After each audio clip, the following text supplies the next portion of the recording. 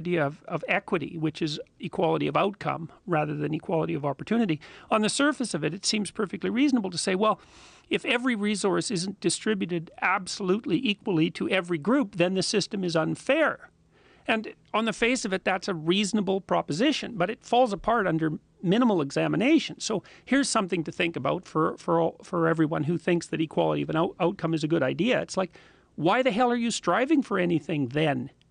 Because the reason anyone strives to better themselves or to develop a skill or to move forward in life at all is to produce inequality. You're trying to rise above the mediocre masses every time you make an effort at anything. And so everything that we associate positive movement forward to or positive motivation is actually an attempt to render the world more unequal.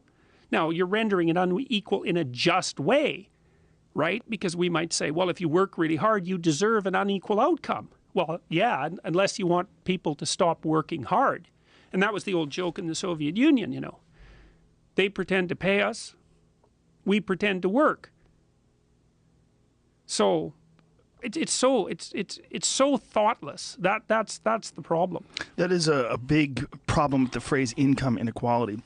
You never hear effort inequality because effort is not the same. Oh, well, you know, on some campuses, and this is true in California, it's now considered a form of aggression.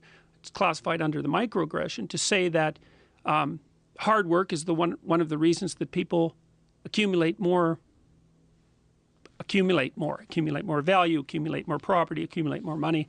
It's an aggression. It's aggressive to say that because it implies that people who are poor don't work hard. Now, see, that's another terribly fuzzy form of thinking because there are lots of reasons for people to not have money, many, to be poor, let's say, which is even different than not having money.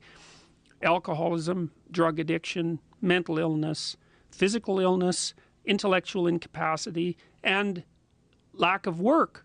All of those things contribute. Also environmental factors, communities you grow up into, what you're being exposed to. People imitate their atmosphere. You're around people that are constantly in trouble with the law, and you're dealing with horrible environments.